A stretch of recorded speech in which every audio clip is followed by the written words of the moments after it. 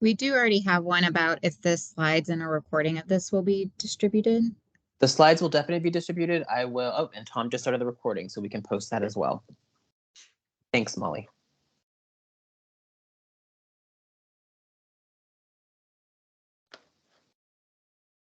And everybody can see the slides on the screen. I guess, let me know if you can't, I guess.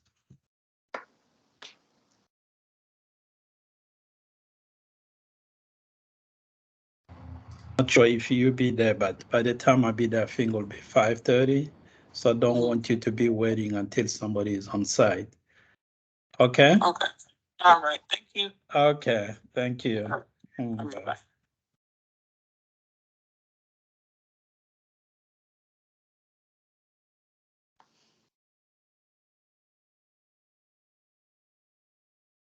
Okay.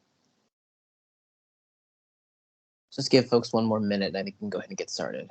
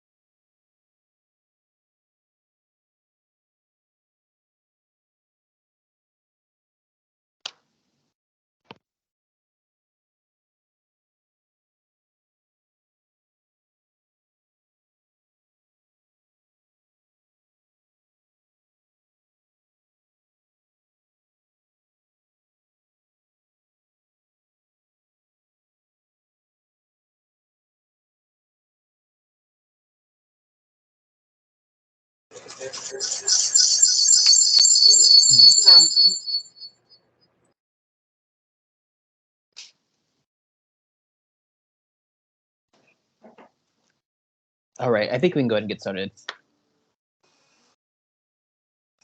Well, welcome everybody. I'm Jose Lucio from the Community Partnership, and I'm joined by my colleague Tom. Good afternoon, everybody. For those that don't know me, my name is Tom Fredrickson, and I'm the Chief of Policy and Programs at TCP. That's right. And I'm the Chief of Contracting and Procurement. Go ahead, Tom. I'm sorry. You want me to start moving through? Sure. Yeah. Okay. All right. So thanks again, everybody, for joining us this afternoon. We know the turnaround time on this is pretty tight, so appreciate everybody's interest in the opportunities. We'll take you through sort of the specifics of both of the funding opportunities that are being offered right now by HUD, talk about the sort of competing timelines of both, and just make sure that we leave the session with everything you might need to know kind of in preparation for submitting either renewal funding for the COC NOFO opportunity or to establish new programs under either one of the two opportunities. Though want to start with some background and level setting just so that folks were all on the same page. Particularly with the term continuum of care, there's often some confusion around this, so just want to make sure that we're again all looking kind of understanding sort of the three separate definitions of that term. First and foremost, a continuum of care, or a COC, is a planning body that establishes a community's strategic vision or response to homelessness in that jurisdiction. There is also sort of a reference to the kind of the network of providers in a given jurisdiction. So our collectively our outreach programs, our shelters, our transitional housing, our housing programs, et cetera, collectively they are often also referred to as a continuum of care, or COC. And the third definition, which is probably the most germane to this particular presentation, is that the COC, or Continuum of Care Program, is just the name of the funding stream that HUD is issuing these notices through. You might be also familiar with ESG, with HOPWA or Home Dollars. This is separate from that, but is still HUD funding and just has that similar name to those the terms with the two definitions up above. So just kind of be mindful of the various contexts of that term as you hear us use it throughout the presentation. Roles and responsibilities, always helpful to share this because I think it can be a little bit confusing, particularly in our community. So we at the Community Partnership are what's called the collaborative applicant and HMIS lead for our continuum of care. What that means from the HUD perspective is that we are the entity that's tasked with coordinating the application for the HUD dollars, for the HUD COC dollars specifically, submitting that on behalf of the jurisdiction. And then for most of the programs, especially the programs that will be establishing new funding, we are actually the recipient of those dollars, and then we'll work with you as subcontractors to implement the program itself. Similarly with HMIS, for those that aren't familiar with that, that's the Homeless Management Information System. That's a repository of information on folks that are receiving services through these publicly funded programs. We are the administrator of that system as well. And so we will work with you to establish the HMIS if awarded, so that you can meet all the reporting requirements that HUD is passing on to us as the collaborative applicant and you as project applicants. The Interagency Council on Homelessness, I know where I can see we're represented here today by Eileen Rosa, formerly of TCP, but now with the ICH. That is actually our COC meeting that first definition of the term on the previous slide. So that strategic planning body, and they will also work with us throughout this process. They provide oversight through this process as sort of the board for our continuum of care, but also will establish what's called a ranking committee, which we'll talk about in more detail later on, for non-conflicted stakeholders that will help make the decision about which applications are going to be included in our collaborative applicant responses to both of the opportunities. So ranking committee, again, that's that non-conflicted body that will make these decisions. They'll review performance data. They'll review other kind of qualitative information that you submit on the program you're looking to establish or renew. And again, we'll make the decision about what to include and in what order the projects should be included in our application package. You all, as those submitting the applications, you're referred to as project applicants. And then HUD is obviously the department issuing the funding and will be the sole entity that's involved with making the funding decision about whether or not something that's included in the application package ultimately receives dollars from the department. Any questions in the chat or anything I can go back to on those slides?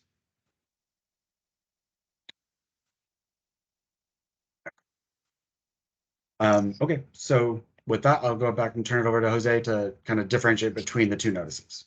That's great. Yeah, so we want to take you through a bit of information to talk through some of the nuances between these two notices of funding opportunity.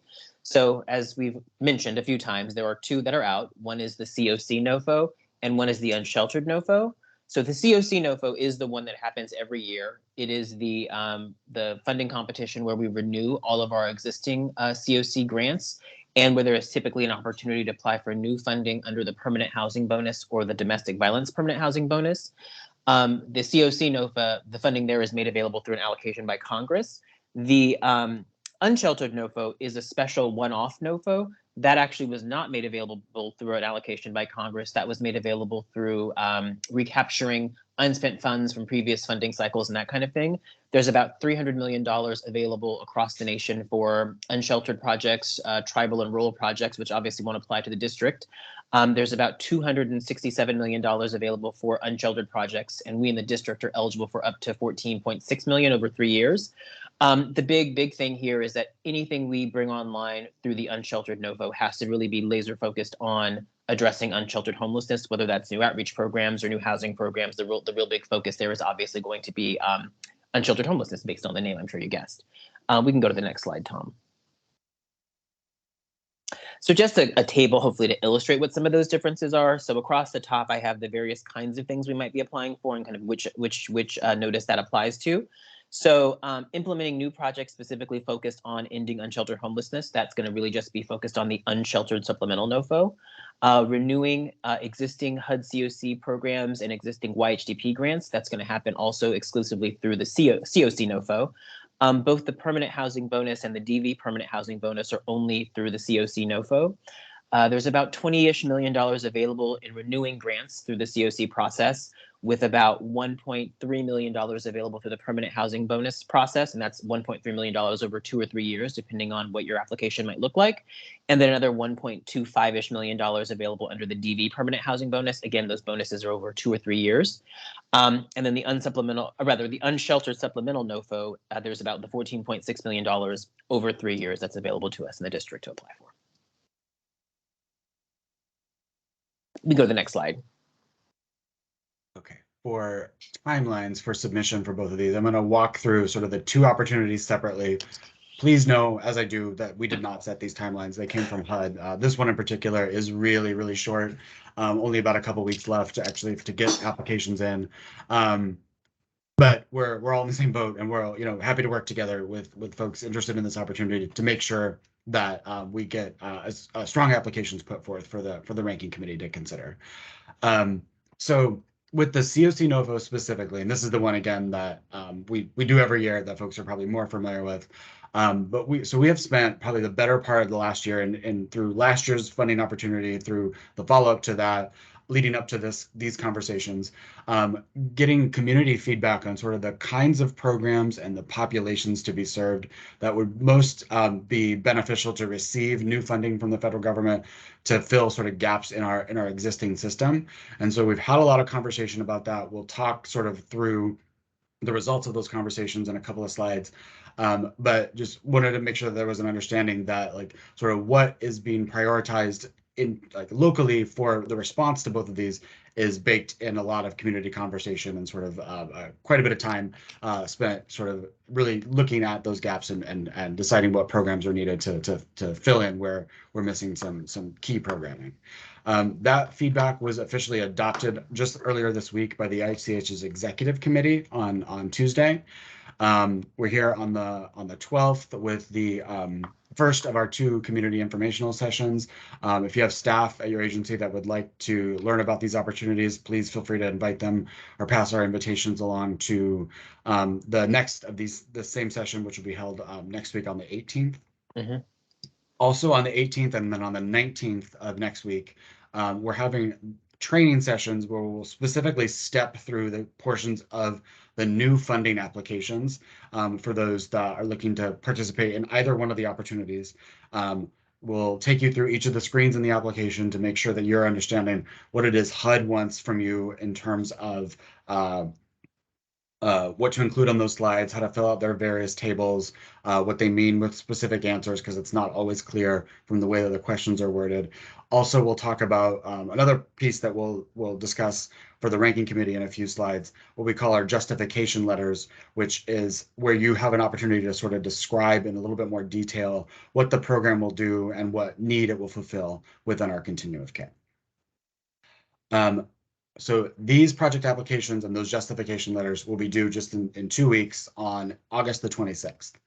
We have from that point about 30 days to work with the applicants that the ranking committee selects to include in the application to finalize what's called the consolidated application that ultimately goes to HUD no later than September 30th. We need to have that by, it's written into the NOFA itself that HUD issued that those need to be received from the project applicants 30 days ahead of their final deadline. And so that's why we've set the 26th deadline so that we have ample time to work through that final piece. Mm-hmm. On the unsheltered NOFO specifically, the kind of the background information is basically the same. I think the first half of this slide is the same as the previous one in terms of how we got to this point. The difference is, in the training sessions will be the same. Again, we'll be covering the application materials for both opportunities. They're basically the same. But those will not be due until September 30th. And then that 30-day window of finalizing the application goes for us until the end of October, until the October 30th. And so you can see just kind of the slight difference in the timeline for both of the two opportunities. Anything we can go back to and answer questions on, or anything in the chat? Nothing in the chat, but I guess I did just want to flag for folks who have renewals that are not renewing for the first time. We're going to be in touch with you about kind of there's an option to kind of renew as is. So you can choose not to make any changes to your applications. And so in an effort to kind of get as much done in the limited timeline, we'll be reaching out to all the providers to see if they want to do that. And if they do, we'll work with them on kind of that expedited, shorter process. So just so folks we're trying to take whatever opportunity we can to make this as easy as we can. And that's one of the ways we're doing that. So wanted to talk a little bit about the two bonus opportunities that are available under the COC NOFA. We can go to the next slide, Tom. So there are two options. First is the permanent housing bonus, and second is the domestic violence permanent housing bonus. Both opportunities can be used to bring new permanent housing projects online. And again, those have to be new permanent housing projects and not an expansion of existing permanent housing projects. You can certainly, though, if you have a successful model, let's say maybe you're already operating a really great joint transitional rapid rehousing program and you want to duplicate that, you could have number two of that program, or if you have a great PSH program, whatever the case is, but it does need to be new capacity for the system. Both opportunities are available for 2 to 3 year grant cycles for the initial term. And that's, of course, because you'll need enough time to be able to get the program up and running before you're back in the process of having to do the renewal. You, as the applicant, would make the decision about whether you wanted to apply for a 2-year or a 3-year initial grant term. Depending on what makes the most sense for you. The thing to though keep in mind is that if you apply for a 2-year grant term, then half of that initial amount is what would be renewable going forward. If you apply for the 3-year grant term, then a third of that is what would be renewable going forward. And of course, the other big distinction is that the DV permanent housing bonus really can only be used to serve homeless survivors of domestic violence. We can go to the next slide. These are the kinds of projects that we can fund with our permanent housing and domestic violence permanent housing bonuses. As you can see, it's pretty much the same. The only real difference here is that the PSH is only eligible under the permanent housing bonus. We can only do the joint transitional or just straight rapid rehousing under the DV bonus. We can go to the next slide. And then I'm about to talk about project applications, but I see there's a question in the chat. When will the actual applications and directions for the justification letters be available? So we have wrapped up our review of the justification letters, and we should be sending that out between today and Monday. And I think, Tom, we're done with all the templates for the project applications as well. So we'll probably be sending all of that stuff out, hopefully by the end of the day today. If not, then over the weekend, we'll send that to you at the latest, have it in your inboxes on Monday morning.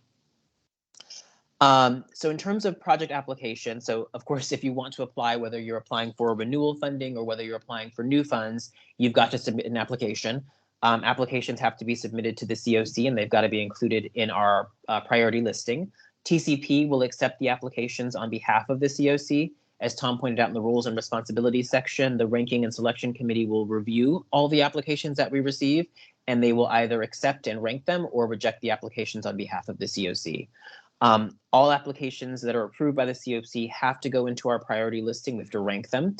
And then project applicants are going to also be required to submit justification letters. And we will talk a little bit more about what justification letters are and how they're used when we get into the ranking section. You can go to the next slide, Tom. So project applications by type. Just want to make sure folks are clear about the different kinds of applications they might be doing. So across the top, I've got the different kinds of applications, and down the side, I've got the 2 different notices of funding opportunity that are out. So we've got renewal applications, new project applications, project replacement applications, consolidated applications, and expansion project applications. So the renewal application is only going to be available through the COC NOFA. We're not renewing anything in the unsheltered NOFO because this is the first time we're doing it, so there's nothing there to renew. The new application, that would be for both funding opportunities, and you would be doing a new project application, whether you're applying for a new program through a bonus, whether you're applying for a new unsheltered NOFO application, or whether you're doing a reallocation of an existing program. Project replacement, that is specific to the YHDP renewals. So if you're one of our 2 grantees who has YHDP programs and this is your opportunity to apply for the next round of funding, you're going to be doing the replacement application. And the reason why it's called a replacement application is because it's just being incorporated into the COC program so that it gets picked up and is renewed every year as part of the COC process. The consolidated application is also only available through the COC NOFO. That is, if you would have 2 programs that are of the same type that are both funded by HUD already, you could apply to consolidate that into one project. We've had a couple providers do that in the past. And then there is the expansion project, which is also only available under the COC process. That is where you can apply to expand an existing HUD COC funded program. So a program that's already funded by HUD through the COC program, you could apply for more resources to be able to serve more folks. And again, that's only through the COC process. No questions in the chat. Go ahead and we can move to the next slide, Tom. Also wanted to make sure folks are aware of the budget categories. For folks who are doing renewals, your budget categories are what they are. You already know what those are. For folks who might be applying for some of the new applications, we just wanted to make sure you had some information about the various different kinds of budget categories and which categories apply to which kinds of projects. I'm not going to read this whole chart to you, but you can see it here on the slides, and we're also going to send these slides out. There are a couple things though that we do want to flag. The first thing to flag is the administrative portion. So all HUD COC grants come with an admin portion. TCP would be the direct recipient of any new grants, so we would split the admin portion between us and between whoever the provider is. HUD sets the admin level. There's also an HMIS line in the budget that's an allowable cost. For our homeless services programs, we don't have them apply for HMIS funding because TCP as the HMIS, we already cover the cost of licenses, the cost of software. We've made software grant or hardware grants in cases where that was needed for folks to be able to use the HMIS. So we will cover the cost of HMIS. So we don't want you to apply for HMIS dollars. We want you to put all your dollars towards services and housing. There is an exception though for our DV providers. As the DV providers online are aware, they're not allowed to use the HMIS or any data system that might be shared by more than one entity. So they need to be able to apply for HMIS dollars so they can set up what's called an HMIS comparable database. The DV providers know what that is, but Tom, when we get into the kind of some of the post-award requirements, we'll talk folks through what an HMIS comparable database in case you're new to that and are maybe thinking about applying for a DV bonus project. We can go to the next slide, Tom. Match requirement. So all COC program grants, and this includes our unsheltered NOFO because it's following the COC program rules, are required to be matched in an amount equal to 25% of the grant funds. So your matching resources can come from any public or private sources that are allowable. And they have to be used to fund activities that would be eligible under the COC program, even if you're not using COC dollars to do that activity. Just a quick flag that leasing dollars are exempt from the match requirement. So for those folks who are applying for joint transitional rapid rehousing, you would be using leasing dollars for the TH portion of that. And so you would not need to match those leasing dollars. Some folks on the line are renewing and they've got some of our older grants when you used to get leasing dollars for PSH. Those leasing dollars stay intact and they also don't need to be matched. So just a note there that you don't have to match your leasing dollars. We can go to the next slide, Tom. So sources of match, you can use cash and you can use in kind.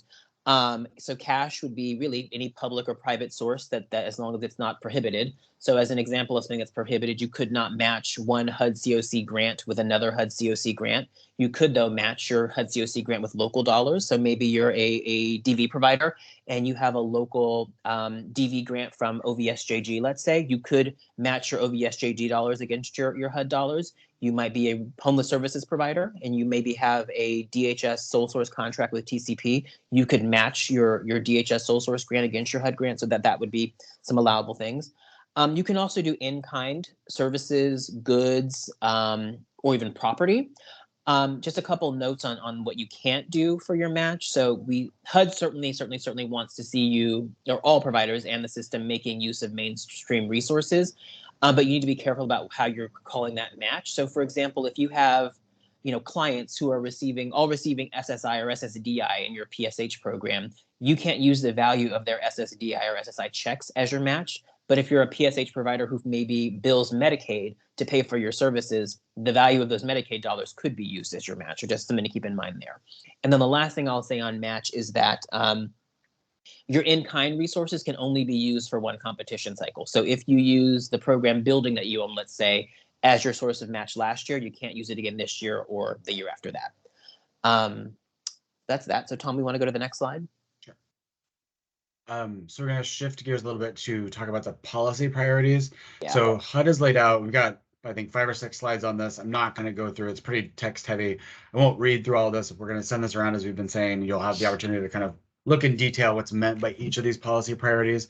But basically what these are things that HUD would like you to address in your project applications and or things that we need to address in our consolidated application about what we're doing on one or more of these policy priorities as a community or as a continuum. So I'll just kind of go through them high level, and then if there are questions, we can stop and go back to any one of these. So I think obviously these are intended to be programs that are serving folks that are experiencing or formerly experiencing homelessness. So there should be a focus on ending homelessness for all persons within the applications. kind of particular focus within that on addressing unsheltered homelessness has always been sort of a priority area of HUD's, but obviously they're signaling that is kind of redoubled with the supplemental NOFO opportunity to address that specifically. So in particular, if you're going to be pursuing a funding under that opportunity, you're going to want to talk about how your program will address unsheltered homelessness specifically. But that doesn't hurt to have that included in the discussion of sort of a regular COC application as well. Involving a broad array of stakeholders is not necessarily something you as individual project applicants will be able to address, but we will talk about that in sort of the community response. They're asking here for communities around the country to do what we are already doing with our ICH and having that be a broad array of stakeholders that come from a variety of backgrounds, different areas of expertise. We've got providers, we've got folks with lived experience, we have folks from the mayor's cabinet, we have advocates, et cetera. And so just wanting to make sure that when these decisions are made about the collective effort of our response to homelessness here in the jurisdiction, that's being made with just a number of different folks at the table. And so again, we will address that in our responses as well. On the second part of the policy priorities, there has been a push recently to within the NOFO response specifically to make sure that we're advancing equity among race equity as well as gender equity and for folks that identify as part of the LGBTQ plus community. So that is a kind of an important aspect of the application and how your individual projects as well as how we as a community are addressing equity issues. Housing First, this one has probably been around longer than the rest of them. HUD really wants to make sure that the programs in its portfolio are all in line, operating in line with the Housing First philosophy. They have some very precise questions on the application that will determine sort of for them whether, yes, you are a Housing First program or no, you're not. But I think in your kind of more narrative sections of your application, it's important to draw some very specific connections to how you are, you're working to house folks as quickly as possible, how you're limiting barriers to entry for your program, how you're making sure that folks retain their housing, except for in kind of extreme extenuating circumstances. Those sorts of things are what HUD wants to see to make sure that you are implementing a Housing First program that is the kind of program that they want to be funding. Improving assistance to LGBTQ plus individuals. So this is kind of, they want us as a community to be looking to see that we are, establishing programs specifically for this group, but also that all of our programs across the entire COC are welcoming and safe spaces for this population specifically. So what do you as a program that might not specifically work with this population, what are you doing to foster that internally? And then what are we doing collectively as a community to make sure that that's true across the board for our continuum of care? Tom, I'm going to stop really quickly. There's a hand that's up. Oh, sure. Whose it is. I can't see who it is. Oh, yeah, Simon. So for me, my name is Michael Coleman. And one of the slides, it said, create a program for intervention for family and something homelessness. Can you explain what intervention is a large word.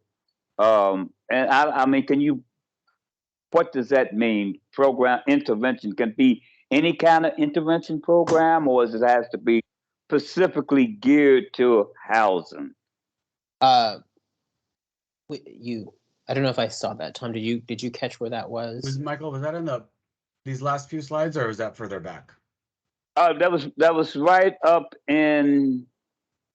Okay, right here, you got it. It says continue or creating interventions that reduce the number of individuals and families experiencing homelessness. Yeah. Right there. So an intervention program could be, how broad is that? Because that could mean a lot. I'm thinking of something, the consumer engagement work group. If we created an intervention program, we could get that funded. I guess that's what I'm asking. Yeah, that's a great question. So really, so this is looking this particular section is under the COC NOFO, and so the COC NOFO is really looking at exclusively housing programs. So either renewing housing programs or creating new housing programs using either the DV bonus or the permanent housing bonus. So it really is, it's about creating new interventions and service models that are tied to and part of a housing program that are with the goal of preventing and ending homelessness for the folks who are being served.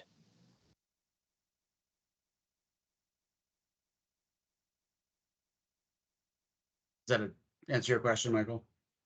Yeah, yes, it does. Perfect.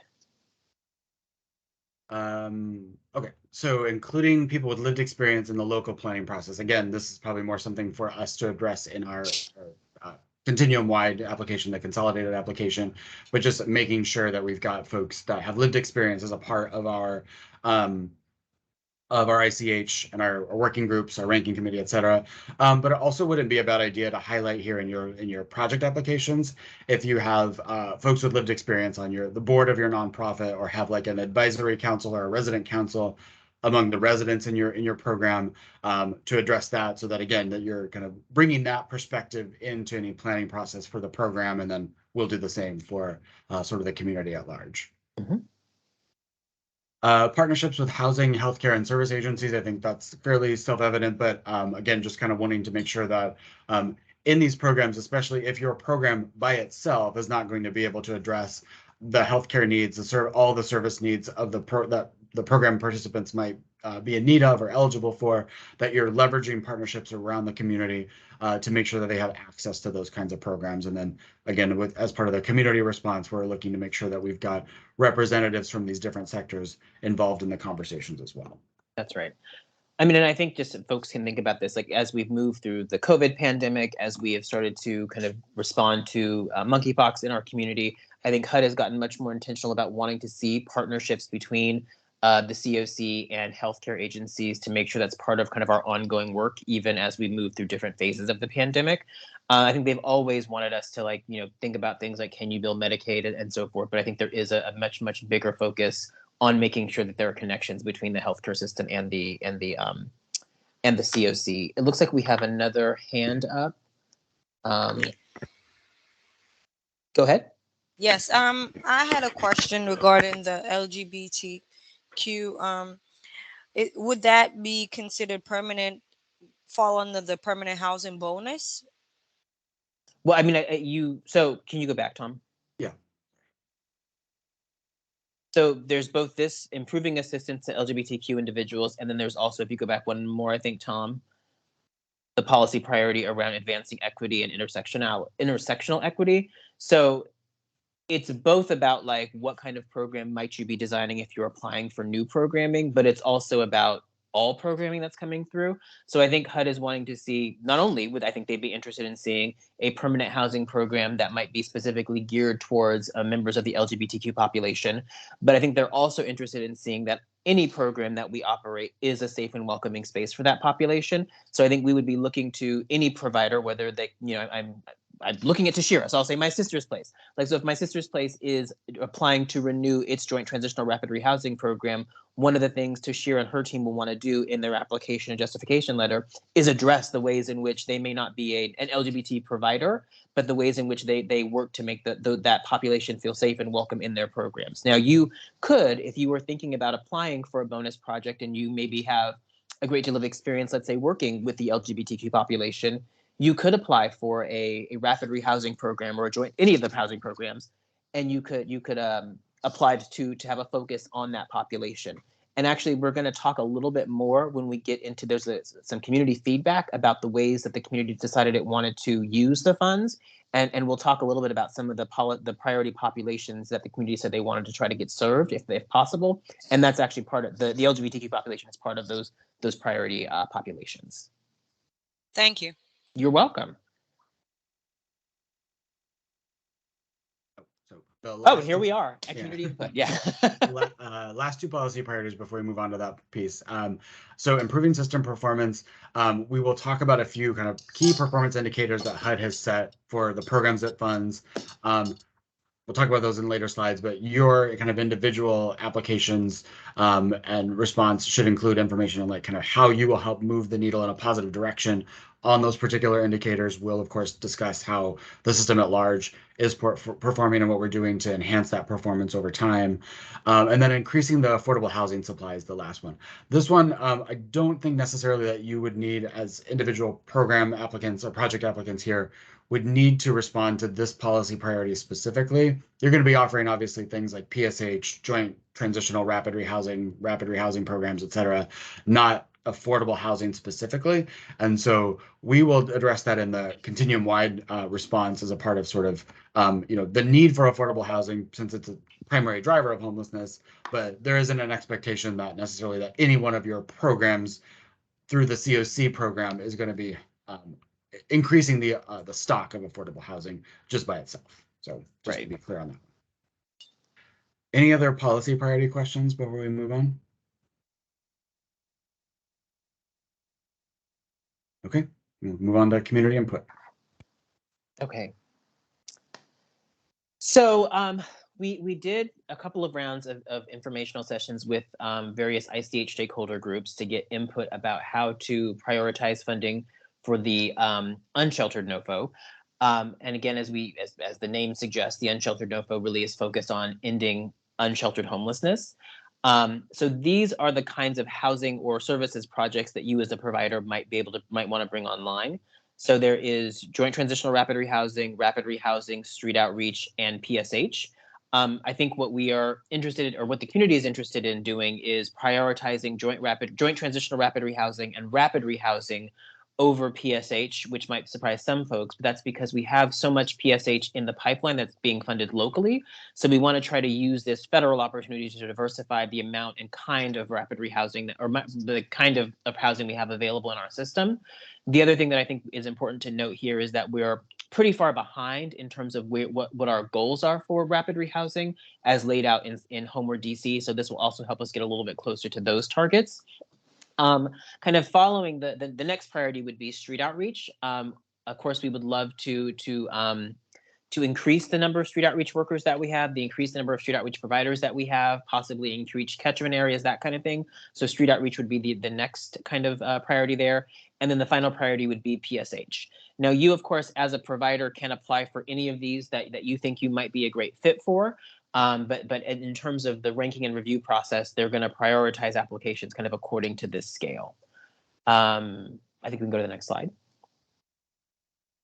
So in addition to the feedback sessions we did about kind of how we wanted to prioritize the different kinds of projects, at the end of the 2021 NOFA cycle last year, the ICH asked TCP to conduct a series of informational sessions and feedback sessions with all the stakeholder groups that are listed here on this slide, with a real target of trying to get some consensus around the ways in which we wanted to use our permanent housing bonus and our DV bonus going forward. So this is how so we'll go to the next slide and kind of show what the community said there. But we're probably going to be doing another series of those sessions, maybe at the end of this cycle or sometime in the winter, so that we can kind of update and refresh these ideas for the next cycle. But so I'm not going to read over this entire list, but this is the kind of stuff that folks said that they wanted to see for the permanent housing bonus. So things like, new transitional and rapid rehousing programs for returning citizens. There was a big focus on that. Focuses on parity in terms of the number of housing slots for men and women, maternity housing, different kinds of LGBTQ housing with a focus on healthcare. Also, folks wanting to see some permanent housing options for immigrants and undocumented folks experiencing homelessness, and then housing programs that allow for a flexible definition of family. And then we can go to the next slide. I think that there were some fairly similar things on that in terms of what folks they wanted to see for the DV bonus. I think a couple of big flags or a couple of big differences were some DV housing specifically focused on trans women of color, DV housing specifically focusing on the needs of lesbians, DV housing with a healthcare focus, some DV housing for survivors who are also returning citizens. And then again, some LGBTQ DV housing, youth DV housing. I guess I said I wasn't going to read them, and then I did. And then again, with the flexible definition of family and DV housing for some of our immigrant and non-documented folks. So the next thing we want to go over are these threshold requirements. So in addition to kind of all the ranking and scoring criteria, There are some standard threshold requirements that HUD puts in place for all applications that are being put forward, and those are scored really on a pass-fail basis. So in order to ensure that our consolidated application is competitive as possible, the COC is going to do a similar review of applications before they're submitted to HUD, because of course the extent to which we submit applications to HUD that do not meet the minimum threshold requirements is the extent to which we're making our overall application package less competitive. So if HUD or COC determines that an application does not meet these standards, then the application will not be accepted. It will not be put forward for funding. We can go to the next slide. And these are fairly straightforward. So the first thing is just your application has to meet the eligibility criteria of the COC program. So when we get your applications, when we will review them before we send them to the ranking committee, and if there's anything like wildly wrong with them or something that's totally out of step with the COC program, we would flag that and let you know. So you would have the opportunity to make whatever that correction might be before it went over to the ranking committee. Applicants have to demonstrate their financial capacity and their ability to manage resources to be able to carry out the project. Part of that will come from you guys giving your match requirements. Part of that will come from you discussing this in your justification letter. Project applicants have to submit the required certifications as specified in the NOFO. And those are things like, the federal certification of a drug-free workplace, things. There's a few different forms, and Tom is going to go over all those forms in the application training sessions, but they're pretty easy, kind of straightforward forms to fill out.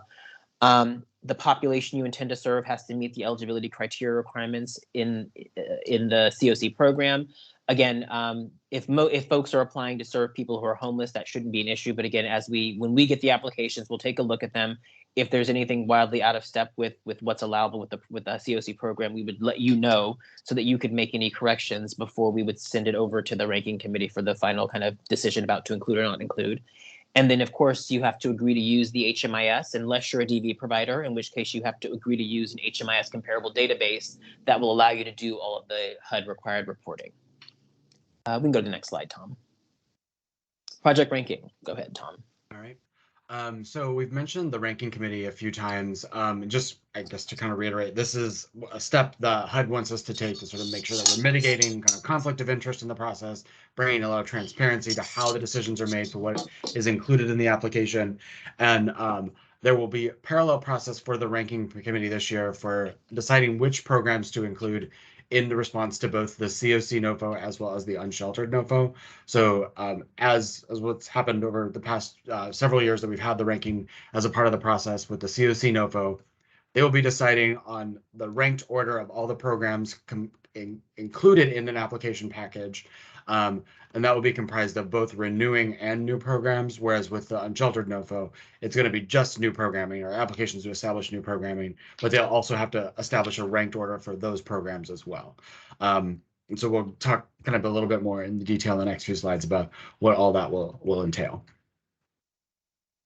So just kind of a quick flag for those that are going to be renewing funding as a part of the COC program, and it's specifically those that have renewed before.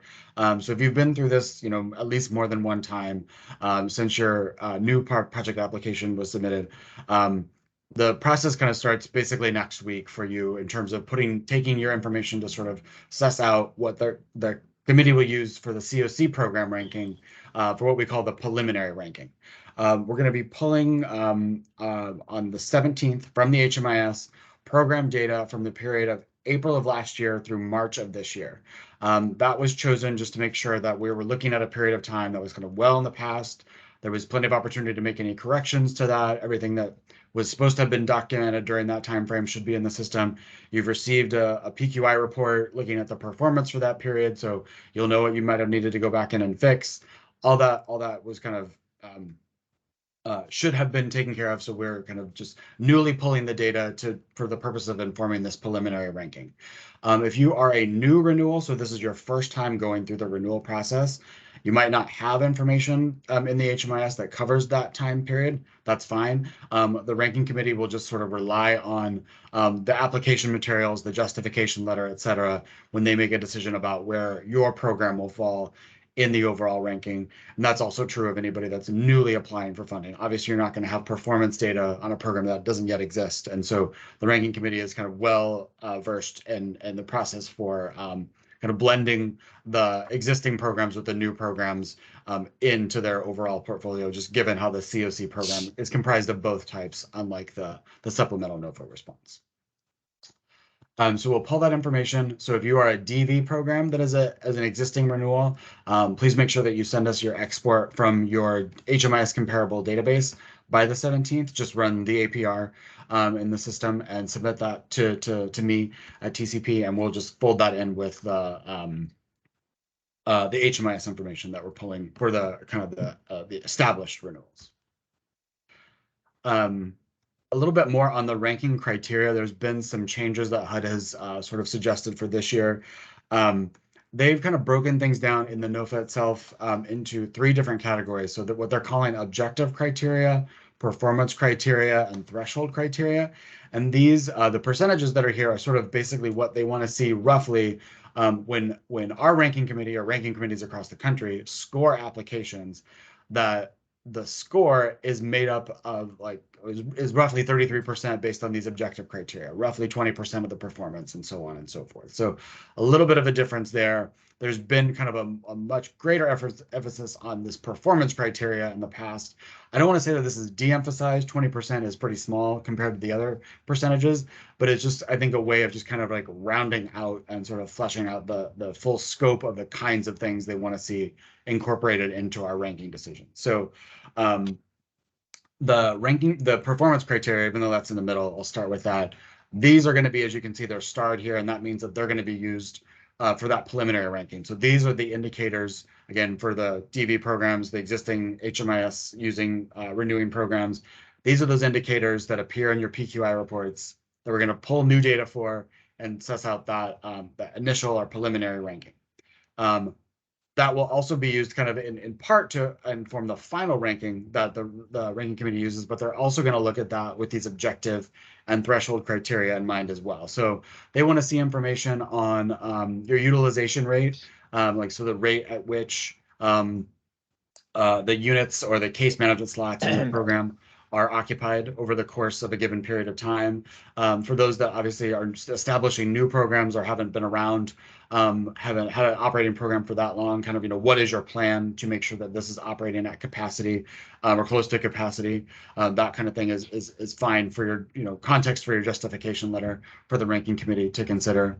They're going to want to look at the percentage of which the grant is matched or leveraged. So Jose mentioned that baseline threshold criteria of the 25% requirement, but what HUD wants to see is that we're measuring the extent to which folks are exceeding that requirement. So is 80% of the grant matched or leveraged? Is 120% of the grant matched and leveraged with other sources? So using that as one of the criteria that we use to rate and score the programs. And then just kind of practical measures like timely submission of your APRs or other deliverables associated with the grant. The threshold criteria, so these are sort of, I wouldn't say that these are new. These are things that we have asked to see kind of spelled out in the justification letters in the past. So give us information on the key subpopulation your project is going to work with. Give us information on your plan to address the specific vulnerabilities of the folks living with certain disabling conditions or life experiences. Your participation in CAP, your commitment to the federal policy priorities. All those are things that we've asked you to address in the justification letters previously. What is new this year is HUD is asking us to quantify the qualitative. So really take a look at what you spell out in your justification letter as your plan for any one of these, and then the ranking committee will sort of assign a score. Like, I think, yes, these two providers both said they're housing first, but this response was a 10 and this one was a 5. That's how they're going to sort of fill out kind of the rest of the criteria. The performance criteria, again, pretty straightforward, I think, just to kind of go through quickly. For our transitional and our rapid rehousing programs, we look at things like exits to permanent destinations. We want to see people move on from those programs to some kind of permanent housing. But for our PSH programs, we look at things like housing stability rates. So whether the rate at which folks are retaining their housing. Increases or maintenance of income, again, kind of depending on the program type. Returning to the program after an exit, or not returning to the program necessarily, but returning to the COC. So how many people are leaving your housing program only to enter shelter like 6 months later, a year later, et cetera. And then kind of looking at length of stay, just sort of, again, sort of depending on the program type, do we have transitional and rapid programs with lower lengths of stay? Do we have PSH programs with longer lengths of stay? Sort of assessing that and as a performance criteria for which programs will be towards the bottom of our ranking and which ones will be towards the top. So what the ranking committee is then tasked with doing, so like for the COC NOFO, I think for as a good example, that'll probably have about 45 applications in it altogether. We've got about 41 renewals. We usually include 3 to 4 new programs, and then maybe like our planning funding, like just altogether that will have about 45 applications in it all told. So their first task is to order those, this is our number 1 program, this is our number 10, all the way down to 45.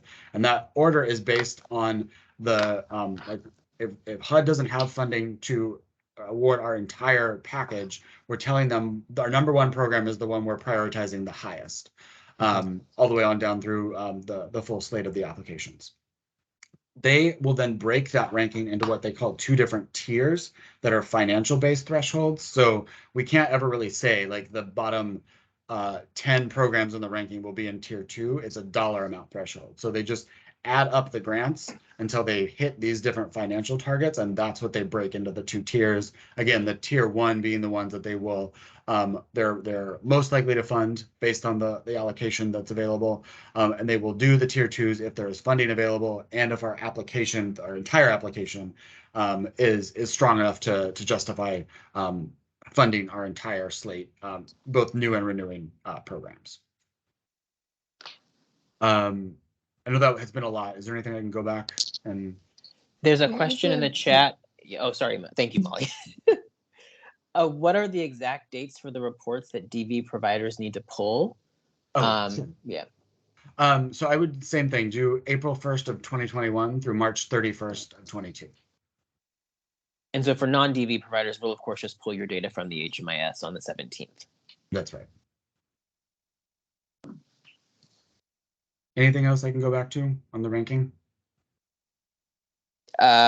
So there's a question asking if we're going to pull the data again after the 17th once we've correct. So we know we don't have time to. There's not enough time to do that. So if you're going to make any corrections, you should go ahead and make them now, so that when we pull it on the 17th, it can be as accurate as you can make it. Because just with a truncated timeline, we're not going to have time to the ability to do it more than one pull. Is there anything else in the? I see the flag and just the thank you. Okay. All right. So justification letters. So we've mentioned these a few times as well.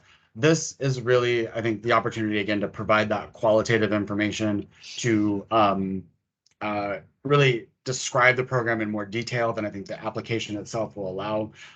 It's where you really want to make sure that the ranking committee understands what makes your program unique or what would make it unique in the continuum, what would we be losing if that wasn't included in our application package. For those familiar with the applications themselves, and you'll see this in the training next week too, it's mostly tables and checkboxes. It's very, very formulaic. There's not a lot of room for the kind of language that I think the ranking committee really needs to see in the justification letter. I think it's really, it's a good check and balance to the application itself. So really we'll send around a set of instructions for what to include, how to structure that, how to format that.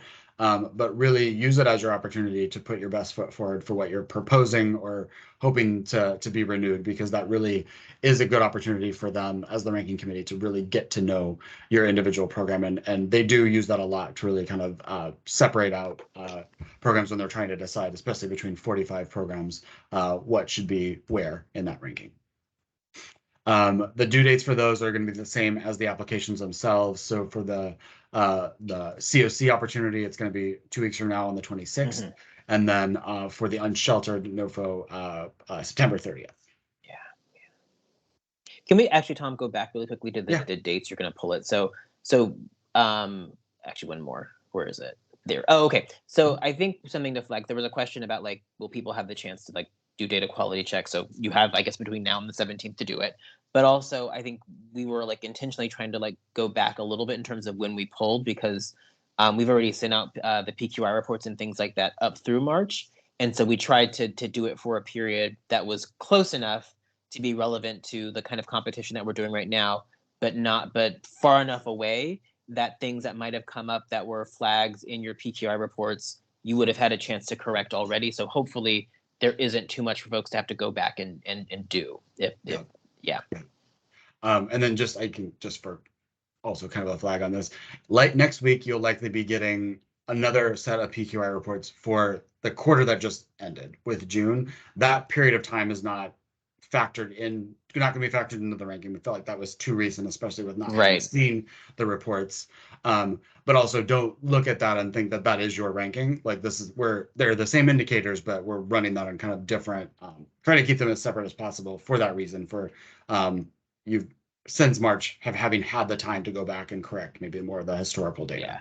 I mean, I think what I would probably suggest that you do if I were a provider getting my new PQIs, I think I would probably put the new one aside while I worked on my HUD application. And then once my HUD application was done and submitted to TCP, I would then pull my PQI back out and take a look at it and see, is there anything on there that looks wrong to me? And then reach out to the HMIS team to see what corrections need to be made so that you're then on a good footing going forward. But I would focus on your HUD application stuff first, and then go back and do the next set of stuff for your data. I will move us forward then just to kind of in the interest of time. So the submission and funding decisions.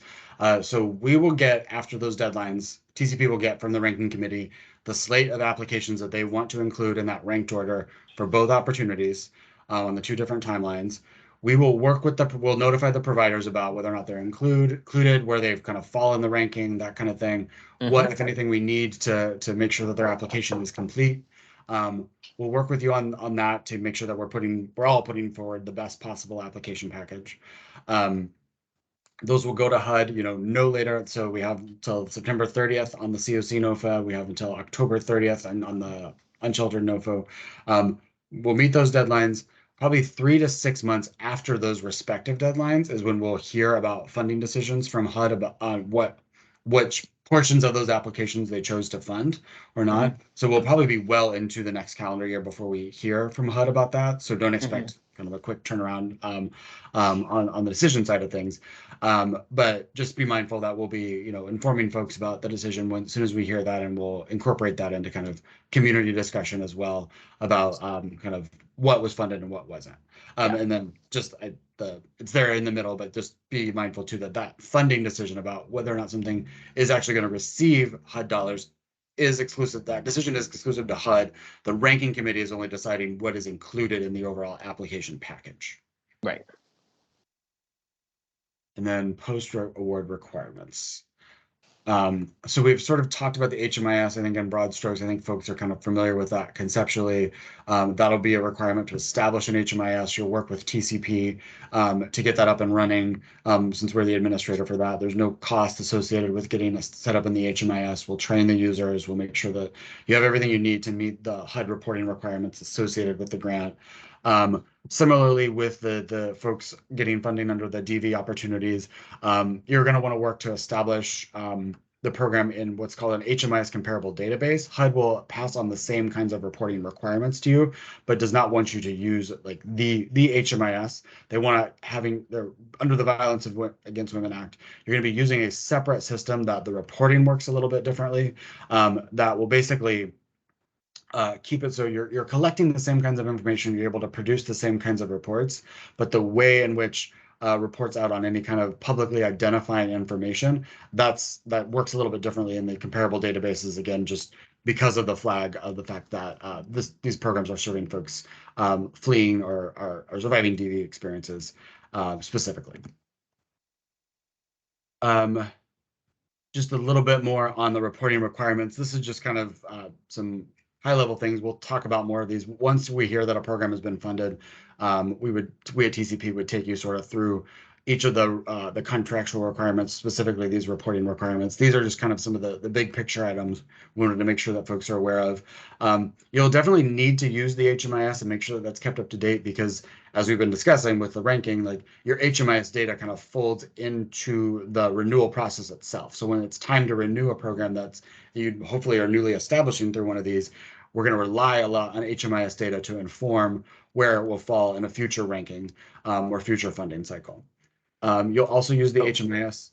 Is there a question?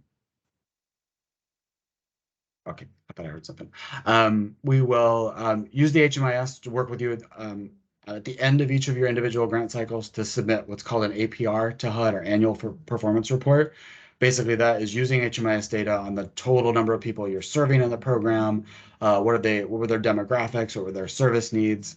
Where did they go when they left the program? What is their length of stay? Those kinds of, again, performance criteria is all derived from HMIS data or HMIS comparable database data to submit those over to HUD at the end of the grant cycles. You'll use HMIS to submit information for things like our point in time count or homeless youth census, sort of high level data and reporting projects that TCP is responsible for. And then one of the things that we always want to highlight too is the weekly occupancy report. That is a report that we devised several years ago to sort of make sure that we had a handle at any given time on where there were vacancies in the system, so that we could use that report highlighting those vacancies across different funding types, different program types, different population focus groups to facilitate the coordinated entry process.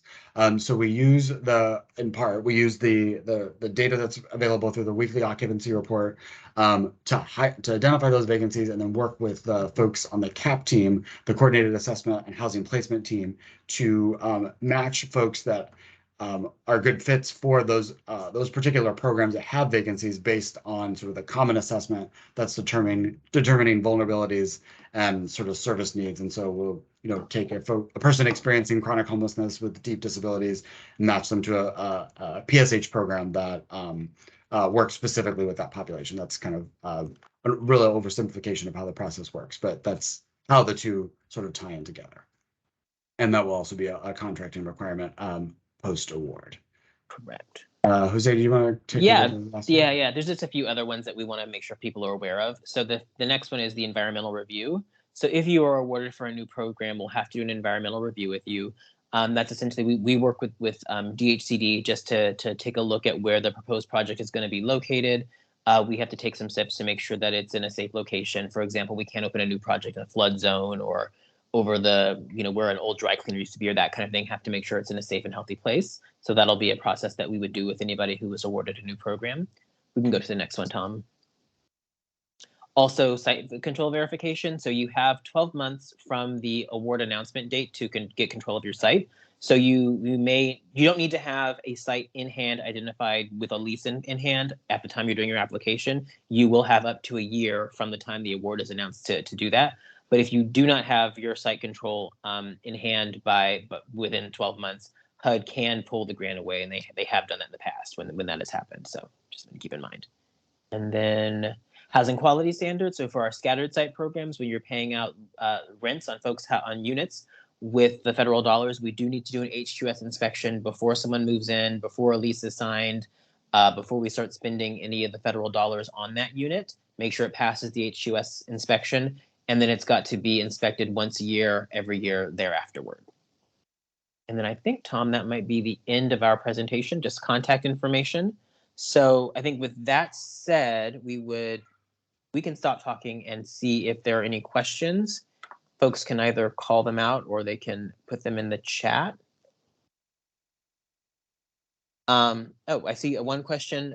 Can a new applicant be programmatic? Oh, so yeah. So I think it depends on what. So the question is like, can it just be, I guess, services or an activity, or does it have to be associated with housing? So I think it depends on what you're applying to do. So you can the only opportunity for a supportive services only grant would be through the unsheltered NOFO, and that would be for folks applying to do street outreach services and programming related to that to help us reduce our unsheltered population. But for all the other funding opportunities, it really needs to have a housing focus, and then all the services are built around that permanent housing. Any other questions? You can put them in the chat, or I have a oh, question. sure, yeah. I think for the consumer engagement group, the timeline just don't fit. It's just on us too quick. But my question is, this is a hypothetical question. Could a group like us partner with somebody, let's say Marion's Kitchen, and come up with something under their umbrella, or no? So yes, so two entities could partner with each other. You would need to have a lead applicant. So if, for example, your organization was applying jointly with Miriam's, let's say, and as you stated in your example, you would need to decide which organization. It sounds like in your example, Miriam's would be the lead entity, and then they would in their application talk about whatever work they were doing with you and whatever service or what have you they'd be paying you to provide. So that could happen, but there would need to be a lead applicant on the application, and that lead applicant would be under contract to TCP and then accountable for all of the contract requirements and the things that we talked about related to post-award requirements and all the HUD COC program requirements. Okay, thank you.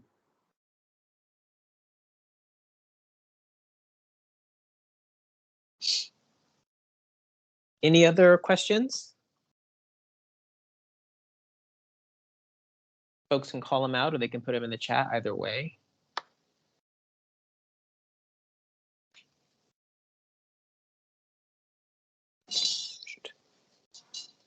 Danny, go ahead.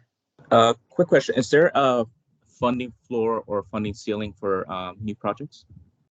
Yeah, so Tom, can you go back to the bonus slides? Yep. So I think that there is a floor and ceiling. So, and it depends on the funding opportunity that you're looking at. So for the let's stop here. So for the COC bonus, the permanent housing bonus, you can apply for, there's up to the $1.3 million available over 3 years. So you can apply for all of that if you wanted to as an organization. You can apply for a portion of that if you wanted to as an organization. So I think it's really up to you to determine what it is you're thinking about doing, and then how you would do that over 2 to 3 years as the first grant cycle, and then how you would kind of maintain that going forward. I think I would consider both the funding level you're looking at as well as the kind of number of clients you'd intend to serve. Similar kind of thing if you were thinking about doing a program for domestic violence housing. There's a 1.25 is the total available. So one provider could apply for that whole pot, or providers could apply for portions of that. And then depending on how big or small people's pieces that they applied for were, we might just go ahead and be able to put more than one through. If there are 2 or 3 really great applications, but if we tried to fund them all, they would exceed the amount, we then might go back to the providers and say, well, the ranking committee really likes your 3 applications. Is there a way for us to work with you guys to bring your budgets in line with the total funding available? And so can we go back to the slide that has like well, you don't have to go back. The total available for the unsheltered NOFO is that 14.6 million over 3 years. Certainly any one provider could apply for that entire amount. I think though what we are probably more interested in seeing is a couple of different providers apply for different kinds of projects under that. $14 million in one grant is quite a big chunk, and we need to make sure that that whoever got it would be able to manage and expend that amount of money in that time. Does that answer your question, Danny? It does. Thank you. And I think I would just, you said some of this, but just kind of balance like the program type you're most interested in applying for, and like the different budget categories that are eligible under that. And that I think we'll discuss that in more detail in the application training about like how to like decide where you're going to allocate different funds and that will make up the entire portion of that amount that you're going to be applying for. Mm-hmm.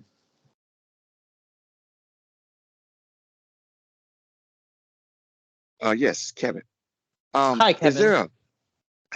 Is there a specific income a person has to qualify under in order to get a permanent voucher under rapid rehousing?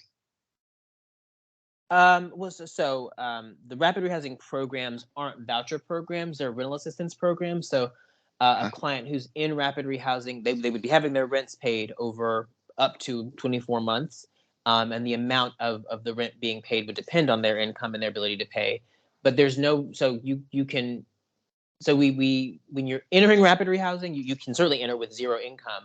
But the idea, especially with a federal rapid rehousing program, is that your primary barriers to stability long term are economic, and so we would want to be thinking about trying to target that to folks who we would be probably working on employment and income services with, so that over time they're able to assume more and more of the rent until they're able to kind of carry it themselves at the end of the program. So there isn't a specific income threshold you have to meet for the COC program to get what's it called, into the rapid rehousing program.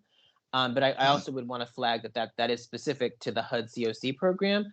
As folks are probably aware, the majority of our rapid rehousing programming in the district, both on the singles and the family side, is funded by DHS. And so there are likely some different rules there. So I would probably say that it's best to engage with DHS about what the requirements are for the programs that they're funding as well. Okay, thank you. You're welcome.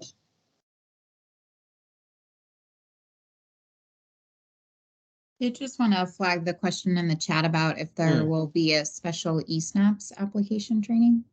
Oh, good. I missed that question. So yes, so there's just a few of you left, but there's a few that are kind of existing renewals that your funding relationship is direct with HUD as opposed to passing through TCP. You all have to use the electronic eSNAP system to submit the application to TCP as opposed to sort of their external process that we use for everybody else. Mm-hmm. We're looking at scheduling that as soon as we can. HUD just hasn't posted the actual applications yet, so we don't yet know what is included in those to be able to kind of have a fully informed training. So we'll definitely do that as soon as we can. But Jose mentioned this a while back. Everything that they've kind of signaled so far is that it will be pretty much just a kind of a reiteration of last year's. And so hopefully the training is really just submitting and kind of pushing through the re-upped previous application. And then there's a hand up, it looks like from Candace Lewis. Candace, do you want to say out your question? Yes, thank you. I just wanted to clarify that the expansions are limited to current COC grantees. Is that correct? That's correct. Yeah. So you'd be applying to expand your existing COC project. That's right. Gotcha. All right. Thank you. Mm-hmm. Now, if you have, Candace, an existing permanent housing program that's very successful, you could apply to duplicate that program. So if you had, I don't know, Jose Lucio's house, and it's great and it has really wonderful outcomes, you could apply to do Jose Lucio's house too. But it would need to be, a new program with new clients. So if you have an existing model that you think is good, you may consider applying, just as a new applicant altogether. Awesome. Thank you for that clarification. Very good.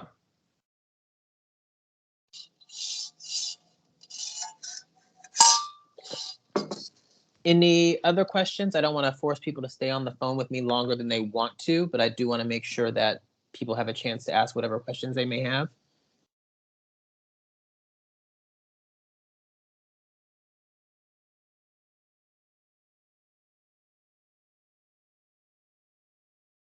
All right, hearing none and seeing no hands, I'm going to call it.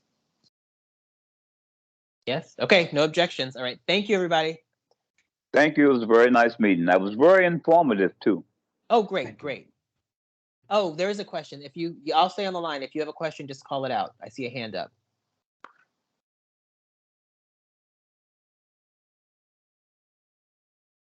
You did say that you were going to send out the PowerPoint to this presentation? That's exactly right. Yes. That's right.